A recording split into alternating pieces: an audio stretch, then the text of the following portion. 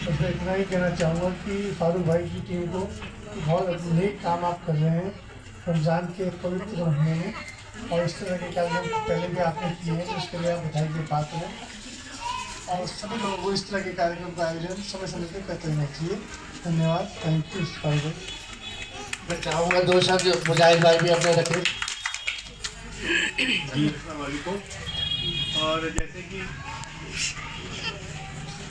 जैसे कि हमारे फारूक भाई प्रोग्राम रखते हैं, इस बार इन्होंने फिल्म प्रोग्राम रखा और ये सबका जो है ध्यान भी रखते हैं कि भाई, और जैसे रमज़ान का महीना शुरू होता है, इनको मतलब वैसे 12 महीने में देखता हूँ सबका ध्यान रखते हैं, लेकिन रमज़ान के महीने में ज़्यादा ध्यान रखते हैं, क्योंकि रमज़ान का महीना जो है वो बड़ा ही बरकत वाला महीना है और इसके अंदर जितनी भी इबादत की जाए उसमें सवाब भी ज़्यादा है, और जितना भी आप अच्छा काम करेंगे उसका सवाब भी ज़्यादा है ना। तो इसीलिए इन्होंने एक प्रोग्राम रखा जिसमें हम आए, और मैं सब चाहूँगा अल्लाह ताला से कि भाई आप सबकी इबादत जो कबूल फरमाए, और आपको जो है अगले साल फिर किसी से रमज़ान रखने की तौफीक अता, मतलब रमज़ान आपको देखता है ना। और अच्छा जी, शुक्रिया मुजाहिद भाई। मैं सुलेमान भाई इससे पहले कुछ बोले। मैं चाहूँगा कि मुजाहिद भाई उनका स्वागत करें। सुलेमान भाई,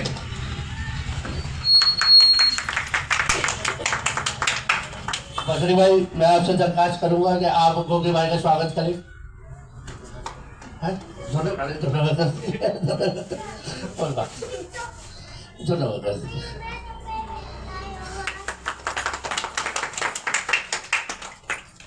मैं आदर्श भाई से भी निवेदन करूंगा कि वो भी सुलेमान भाई का स्वागत करें।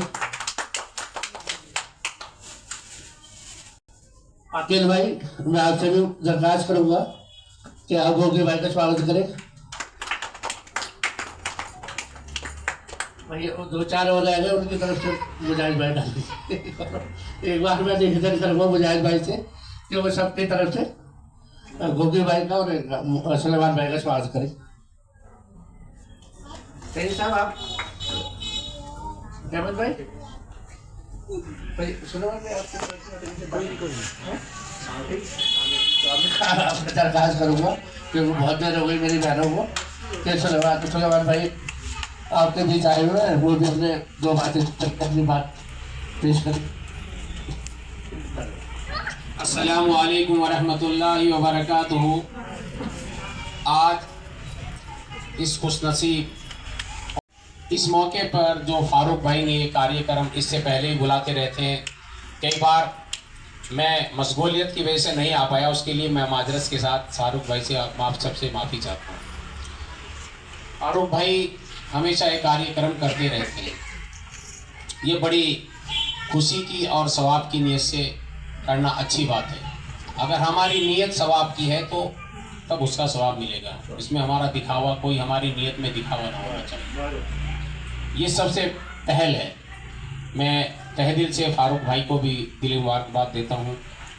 और यहाँ पर हमारे छोटे भाई कांग्रेस पार्टी के महानगर अध्यक्ष डॉक्टर जसवंत सिंह गोगी जी, और यहाँ पर हमारे ललित बद्री जी, और यहाँ पर मौजूद हमारे साथी, और यहाँ पर मौजूद सानूर जो वार्ड 88 से अध्यक्ष हैं, वार्ड अध्यक्ष हैं, और यहाँ पर मौजूद सभी साथी, और मेरी जो बहनें हैं, जाहिद भाई हैं, और हमारी जो बहनें यहाँ पर बैठी हैं। ये बड़ा ही बाबरकत महीना है। बाबरकत महीना इसलिए है कि आप सभी को मालूम है कि सबसे बड़ा बाबरकत महीना के कलाम पाक जो नाजिल हुआ अल्लाह के रसूल के मुकम्मल रमज़ान के महीने में हुआ।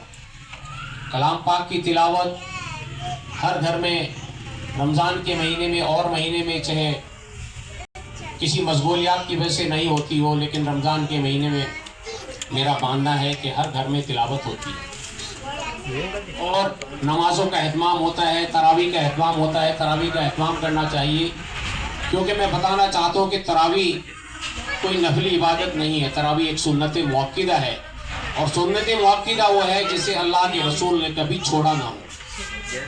वो सुन्नत मौक़िदा है। सुन्नत गैर मौक़िदा वो है जिसे कभी आपने पढ़ भी लिया और छोड़ भी दिया हो, लेकिन तरावी एक सुन्नत मौक़िदा है जिसका पढ़ना लाजिम है।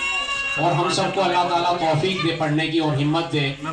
और रमज़ान के पूरे महीने के, रमज़ान के जो महीना है, आप इसका एक रोज़ा भी अगर किसी बिला गुज़र के ज़ाया कर देते हैं तो पूरे साल के रोज़े रखने के बराबर भी सवाब नहीं मिलेगा। एक रोज़े का इतना बड़ा सवाब है। रमज़ान का बाबरकत महीना, कलाम पाक नाजिल होना, और कितनी रहमतें हम देखते हैं कि जब हम किसी शहर से निकलते हैं या गांव से निकलते हैं, कितनी खुशहाली रहती है रमज़ान के महीने। जो गरीब आदमी है, अमीर आदमी है, अपनी ज़कात को मुकम्मल निकालना चाहिए और उन लोगों तक पहुंचाना चाहिए जो उसके मुस्तहिक हैं, और उन लोगों को लेना भी नहीं चाहिए जो उस चीज़ के मुस्तहिक नहीं है, क्योंकि वो गुनाह में दाखिल हो जाएगी। ज़कात एक ऐसा मसला है, क्योंकि ज़कात अपने 2.5% ज़कात जो उसको निकाल हर आदमी पर फ़र्ज है। जब ज़कात फ़र्ज हो जाती है, रोज़ा भी फ़र्ज है, ज़कात भी फ़र्ज है, हज भी फ़र्ज है। लेकिन हज जब फ़र्ज है, जब आपके पास इतना माकूल अपने पैसे हो कि आप हज कर पाए, तब कर सकते हैं। आपका ज़्यादा वक्त नहीं लूँगा, क्योंकि आपने जाके रोज़ा अफ्तारी का इंतज़ाम भी करना है। आपका वक्त ज़्यादा लिया, इसके लिए मैं आपके माजरत के साथ माफ़ी भी चाहता हूँ। मेरी बहनें यहाँ बैठी हैं, मैं आप सबका तहे दिल से, आपको आने वाली ईद की भी तहे दिल से मुबारकबाद। बहुत बहुत शुक्रिया।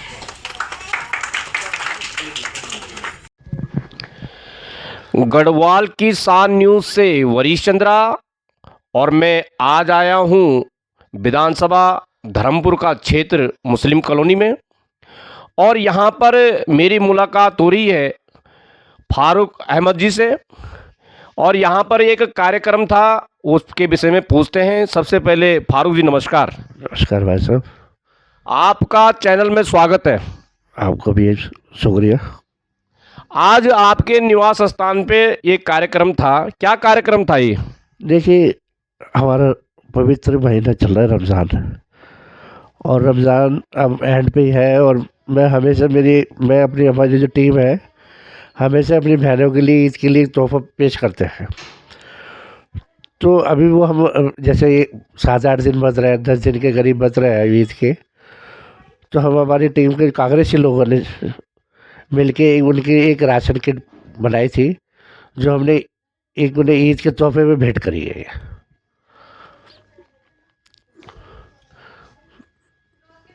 तो यहाँ पर कौन कौन लोग आए थे आपके निवास स्थान पे जिन्होंने राशन वितरण किया? जी जी जी जी, बहुत अच्छी बात। इसमें हमारे नवनियुक्त माइनॉरिटी के ना प्रदेश अध्यक्ष बने हैं सुलेमान जी ना, तो उनका भी हमने इसमें इसी प्रोग्राम में उनका भी स्वागत कराया अपने वार्ड 69 में। अपने मैं ब्लॉक अध्यक्ष के नाते मैंने अपने ब्लॉक के लोगों को भी बुला रखा था, और भी साथी आए थे। हमारे महानगर अध्यक्ष जसविंदर गोगी जी आए थे, बद्री जी भी थे, हमारे हेमंत भाई थे, आदर्श सूद जी थे, हमारे भाई बॉम्बे से आ रखे वो भी थे, हमारी छोटी बहन है यहाँ पर, ये प्रेस से है मुमताज़, ये भी थी।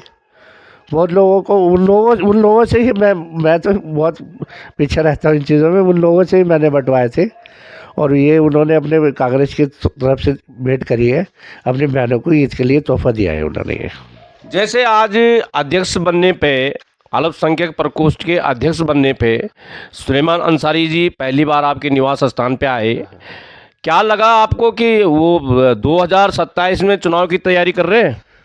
देखिए, अभी मैं सुलेमान भाई को मैं ख्याल से मैं 20-22 साल से जानता हूँ उन्हें, वो जब वो प्रधान थे। तो अभी मेरी ऐसी तो इस सिलसिले में कोई बात हुई नहीं, ना उन्होंने अपने विचार रखे कि मैं धर्मपुर से चुनाव लड़ूंगा। बाकी भाई सबका हक है, कोई भी लड़ सकता है धर्मपुर से, जिसे भी टिकट मिलेगा। हम तो उसके साथ जो कार्यकर्ता, हम तो उसके साथ तन मन धन से लग जाएंगे। हमें तो ये लगता है कि जिस तरह से आप 20-22 साल से खुद ही अपने आप में सक्रिय हैं, हर तरह के आप यहाँ पे सक्रिय होने के नाते आप कार्य करते रहते हैं, कभी कुछ वितरण कभी कुछ वितरण, और यहाँ विधानसभा के अंदर आपकी बहुत अच्छी पैठ है, अच्छा होल्ड है। मुझे तो लगता है कि आप ही को खुद टिकट मांगना चाहिए। अरे नहीं, ये मेरी बदनसीबी है कि मुझे कांग्रेस परिवार का भी ध्यान नहीं देता मेरे ऊपर।